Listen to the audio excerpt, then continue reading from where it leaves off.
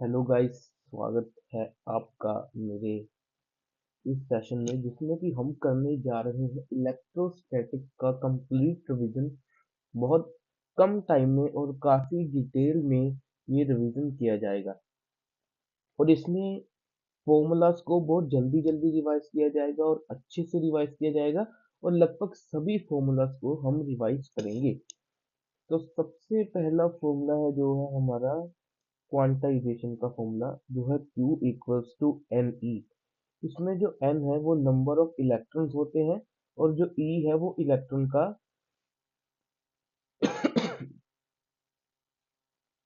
पहला फॉर्मूला है Q equals to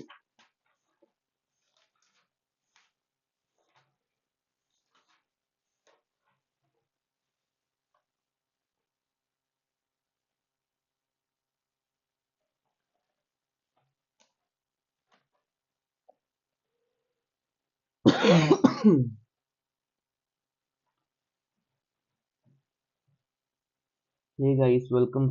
तो आज हम करने जा रहे हैं हमारे इलेक्ट्रोस्टैटिक्स का एक कंप्लीट रिवीजन, जिसमें कि हम इस फर्स्ट पार्ट में इलेक्ट्रिक चार्जेस एंड फील्ड्स का रिवीजन करेंगे और सेकंड पार्ट में उसके बाद हम उसका जो इलेक्ट्रिक पोटेंशियल एंड डाइपोल का रिवीजन करेंगे। तो इस पार्ट में जो सबसे पहला हमारे पास फॉर्मूला आने वाला है वो है Q equals to n e, जिसमें कि जो n है वो नंबर ऑफ इलेक्ट्रॉन है और जो E है वो चार्ज ऑफ इलेक्ट्रॉन है, जो कि 1.6 into 10 raise to the power minus 19 coulomb होता है, जो कि 1.6 into 10 raise to the power 19 coulomb होता है और ये नंबर ऑफ इलेक्ट्रॉन होता है E। अगर हम इसको करंट की फॉर्म में लिखना चाहें तो हम Q अपॉन T लिखते हैं और Q की जगह हम यहाँ पर NE भी लिख सकते हैं। तो NE अपॉन T से हम करंट भी निकाल सकते हैं। उसके बाद जो हमारा सेकंड मेन फॉर्मूला आता है, जहाँ से इलेक्ट्रोस्टैटिक्स मेन शुरुआत होती है, वह है coulomb's law, which means force equals to K Q1 Q2 upon R square. यानी अगर दो चार्ज r डिस्टेंस पे हो और एक Q1 हो और एक Q2 हो, तो उन दोनों के बीच में एक फोर्स लगती है, इलेक्ट्रोस्टैटिक फोर्स जिसको कि हम कहते हैं इलेक्ट्रोस्टैटिक फोर्स। तो उन दोनों के बीच में एक फोर्स लगती है जिसकी की वैल्यू ये होती है। अब ये कैसे आती है? देखिए, जितना ज्यादा चार्ज होगा उतनी ज्यादा फोर्स होगी। तो force is directly proportional to Q1 and Q2। और जितना कम इनके बीच में डिस्टेंस होगा उतनी उतनी ज्यादा फोर्स और जितना कम इनके बीच में डिस्टेंस होगा उतनी ज्यादा फोर्स लगेगी। So F is inversely proportional to R का स्क्वायर। तो अगर हम इन दोनों को मिला देते हैं तो ये बनता है F directly proportional to Q1 Q2 by R square. तो ये बनता है F directly proportional to Q1 Q2 का R स्क्वायर। और अगर हम यहाँ से ये प्रोपोर्शनलिटी साइन को हटा दें तो ये बनता है F equals to K Q1 Q2 by R का स्क्वायर, जिसमें कि K हमारा एक कांस्टेंट होता है, जिसको कि हम 1/4 पाई एप्सिलॉन नॉट भी लिख सकते हैं। और इस K की value 9 into 10 raise to the power 9 newton metre square coulomb square होती है। ये थी इसकी मेन बात कि इसकी क्या वैल्यू होती है।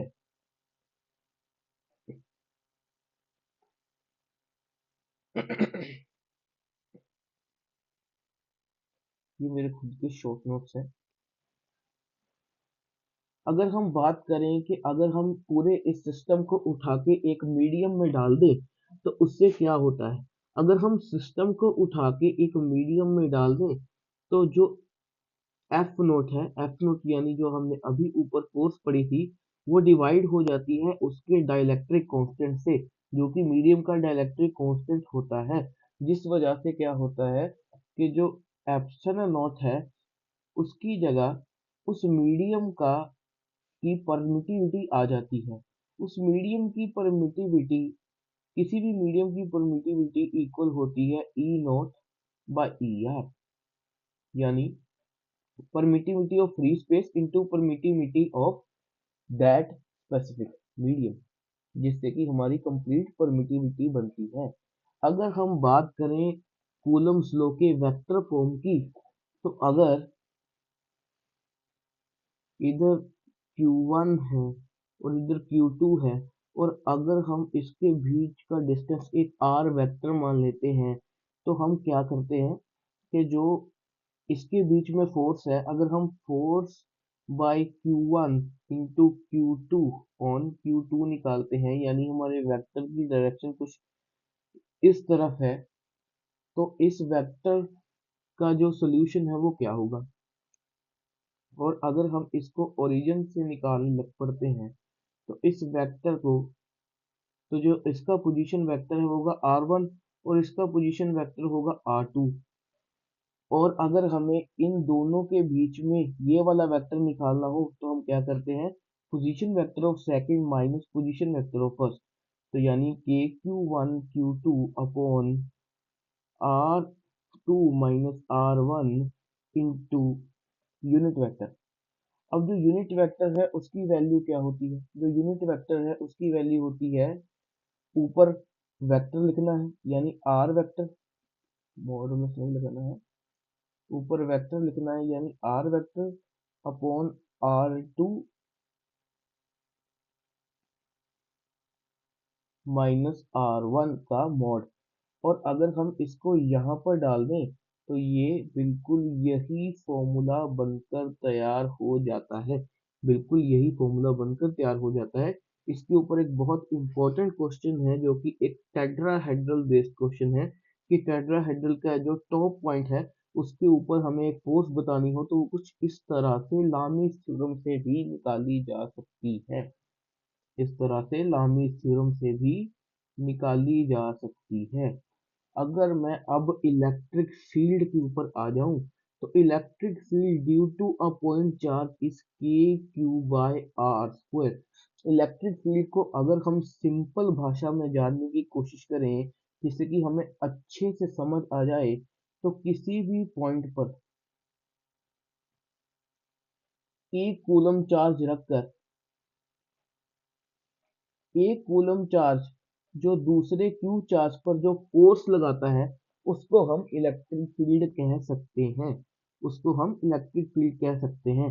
अगर हम इसके रिस्पेक्ट में इसके द्वारा लगाई गई फोर्स निकालें एक कूलम्स लॉ के साथ, तो वो क्या आता है, F इक्वल्स टू के Q1, अगर हम इसको Q2 कह लें, आर स्क्वायर, Q2 तो 1 है, तो के Q1 आर स्क्वायर।